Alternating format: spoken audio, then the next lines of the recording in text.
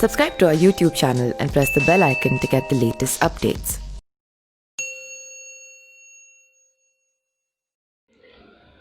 नमस्कार, मैं पिंटू सिंह यादव आप सभी का स्वागत करते हैं न्यूज़ लाइव में। दोस्तों, एक कहावत है कि जब कोई अत हो जाता है तो उस पर एक बड़ा फैसला लेना चाहिए। यानी कि कोई चीज़ अगर ज़्यादा ओवर कम होने लगी तो उसको कहीं ना कहीं रिड्यूस करना चाहिए और उसके परे जो है दूसरी चीज़ों के बारे में सोचना चाहिए। और शायद इसी कहावत पर पूरे बिहार का विधानसभा चुनाव चला है। हालांकि विधानसभा चुनाव जो है 3 चरण में होने वाला था, लेकिन 2 चरण का मतदान हो चुका है और तीसरे चरण का मतदान कल यानी कि 7 नवंबर को होगा, जिसमें लगभग 78 आई थिंक विधानसभा सीटें हैं जिस पर चुनाव होने वाला है और उसमें 14 जिले शामिल हैं। और कल के बाद जो है ये पता चल जाएगा, यानी कि जो एग्जिट पोल होता है लगभग बता देता है कि आखिरकार बिहार में किसकी सरकार बन रही है और अलग अलग चैनल्स के जो एग्जिट पोल हैं वो कहीं ना कहीं आने लगेगी। लेकिन आज मैं आपको बताऊंगा कि कोई भी चीज़ें अत हो जाती है, कोई भी चीज़ें जब ज़्यादा हो जाती है तो लोग कितना भी अनपढ़ हो जाए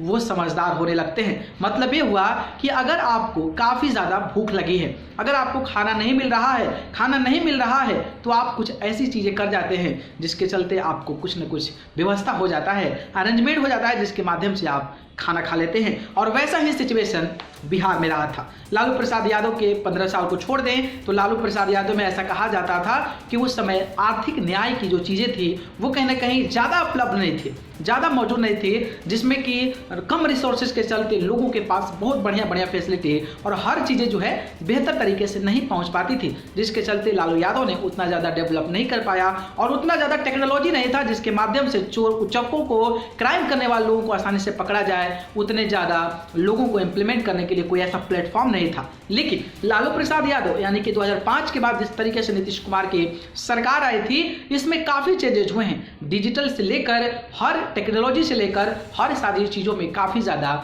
इम्प्रूवमेंट हुआ है, जिसमें सरकारों को कोई भी चीज़ अचीव करने में आसानी हुई हो और कई तरीके को अपनाकर उस चीज़ को लोग अचीव कर पाए हैं। लेकिन अभी भी बिहार पिछड़ा राज्य कहा जाता है। बिहार पिछड़ा राज्य क्यों कहा जाता है? इसमें सबसे बड़ा हाथ जो है नेताओं का है, क्योंकि इतने बिहार से आईएएस आते हैं, इतने बिहार से आईपीएस आते हैं, इतने बिहार से मेहनती लोग आते हैं, इतने बिहार से डॉक्टर्स आते हैं, इतने बिहार से इंजीनियर्स आते हैं। लेकिन फिर भी अगर बिहार उतने लोगों को हीरे जवाहरात तरीके से लोगों को भेजता है तो आखिरकार बिहार इतना पिछड़ा क्यों हुआ है? ये जहन सवाल बिहार के लोगों में उठता है। और बिहार के अलावा जो बाहर लोग रहते हैं और जब कोई बंदा ऑफिस का सीईओ बनता है, आईएएस बनता है, फाउंडर बनता है, तो पूछा जाता है कि बिहार का बंदा जो है इस कंपनी का सीईओ बना है लेकिन बिहार से है, मतलब पिछड़ा राज्य से। आखिरकार ऐसी बातें क्यों होती है? तो इसके बारे में मैं आज चर्चा करूंगा कि इस बार का जो बिहार का विधानसभा चुनाव था वो काफ़ी कुछ परिवर्तन ला दिया है। और मुझे लगता है, पर्सनली लगता है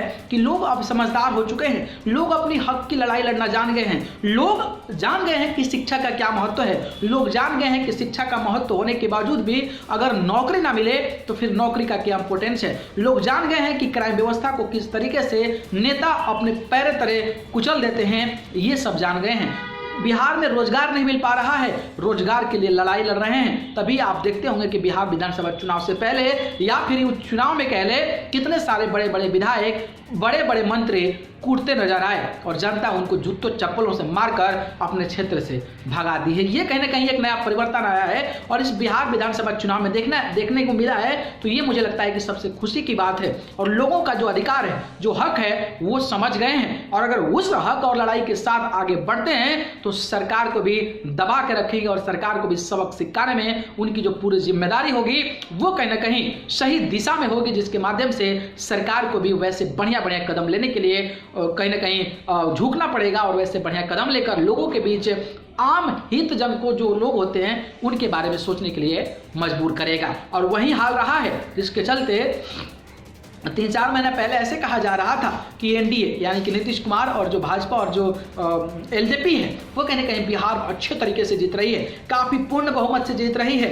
लेकिन लड़ाई में परिवर्तन आया और ऐसे मुद्दों को विपक्ष वालों ने रखा जिसको लेकर लड़ाई पूरा का पूरा एक दिशा में डाइवर्ट हो गया। और इसी को लेकर मुझे लगता है कि बिहार में सबसे बढ़िया चुनाव हुआ है। हालांकि हिंदू मुस्लिम राम मंदिर धारा 370 की लुभाने की कोशिश की गई थी, लेकिन जनता उस पर बहस नहीं की और जनता जो है मेन चीज पर की, जो मेन रिक्वायरमेंट है, मंदिर आपको खाने को नहीं देगा, धारा 370 कश्मीर में लागू हुआ है, बिहार को खाने को नहीं देगा, रोजगार दूसरे जगह पैदा कर रहे हैं, बिहार में अगर नहीं पैदा कर रहे हैं, पलायन हो रहा है, तो लोगों को ये समझ में आ गया है और लोग इस समझ के साथ अगर आगे बढ़ते हैं तो सरकार, आप सोच सकते हैं कि बिहार की क्या सिचुएशन है, जो कि चुनाव कहीं ना कहीं एक तरफा नहीं जा रहा है और यह भी नहीं कहा जा रहा है कि आखिरकार चुनाव कौन जीत जाएगा। और लड़ाई काफी ज्यादा संघर्षपूर्ण बन गई है, काफी ज्यादा टफ बन गई है। जो पहले ऐसा कहा जाता था कि कोई टक्कर ही नहीं देने वाला है और उनको कोई हरा ही नहीं सकता है, तो इस प्रकार की लड़ाई पहुंच गई है। और सबसे इसमें अहम जो रोल रहा है वो रहा है तेजस्वी यादव यानी कि महागठबंधन के सभी प्रत्याशियों का, सभी बड़े दिग्गजों का और उनके पीछे जितने भी लोग काम कर रहे हैं उनका रहा है। क्योंकि बिहार को आगे ले जाने के लिए जो चीज़ों की ज़रूरत है, जो चीज़ों की रिक्वायरमेंट है, उसी चीज़ पर पूरे बिहार को लड़ने की कोशिश की गई है। और 10 लाख नौकरी की बात की गई है, रोजगार की बात की गई है, कारखाने जो बंद है बिहार में उसकी बात की गई है, समान वेतन समान काम के लिए शिक्षकों को समान वेतन देने की बात कर गई है, लोगों को पढ़ाने की बात कर रही है, बेहतर शिक्षा देने की बात कही जा रही है, बेहतर हॉस्पिटल देने की बात की जा रही है। ये सारी चीज़ें अगर बिहार में मुद्दा बना रहा, लोग इसको समझे और लोग इसको प्रोत्साहित कर ले, जब मैदान में पहुंचे हैं, तो अब ये देखना दिलचस्प होगा कि जो वीवीपैट में यानी कि जो ईवीएम में वोट स्टोर हुआ है, क्या वो सिर्फ इस लड़ाई को लड़ने के लिए हुआ है या फिर बस दिखावे के लिए हुआ है। लेकिन सबसे खुशी की बात तो यह है कि बिहार में इस चुनाव को काफ़ी, मुझे लगता है कि बेहतर मानूंगा मैं अपने अनुसार, जिस तरीके से पूरा का पूरा जो मेन मोटिव था, रोजगार को लेकर बात हुआ और सारी चीज़ों को लेकर बात हुआ।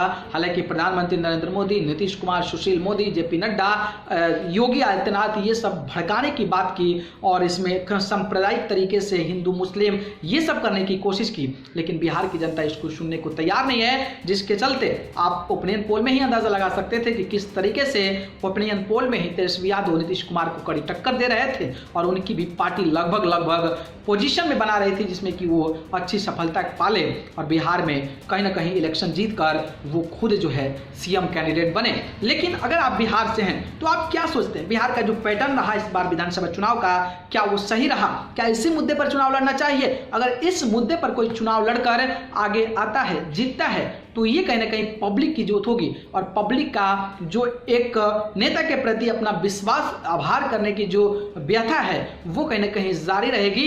और उस पर अगर नेता खड़े नहीं उतरते हैं तो फिर लड़ाई जो है चेंज होगी और उसी रास्ते की बदौलत फिर से जब विधानसभा चुनाव होगा तो इन्हीं सारे मुद्दों पर लड़ा जाएगा। लेकिन इंडिया इंकम्बेंसी भी 15 साल में काम करना एक बहुत बड़ी उपलब्धि होती है और जो 15 साल में इस काम को नहीं कर पाएगा, लोग जो है पीड़ित होंगे, लोग सफर होंगे और लोग जो है इससे परेशान होकर शायद इस बार ऐसा कहा जा रहा है कि लड़ाई काफ़ी ज़्यादा तगड़ी बताई जा रही है। लेकिन अगर आप बिहार से हैं तो हमें कमेंट बॉक्स में ज़रूर बताएं कि बिहार में क्या हालचाल है, बिहार में का बा और बिहार में के जीतत बा। कमेंट बॉक्स में हमें ज़रूर बताइए। अगर वीडियो पसंद आए तो इसको लाइक कमेंट शेयर करिए और चैनल को पसंद करते हैं तो सब्सक्राइब कर जरूर जोड़िए। आप सभी को बहुत बहुत धन्यवाद। नमस्कार।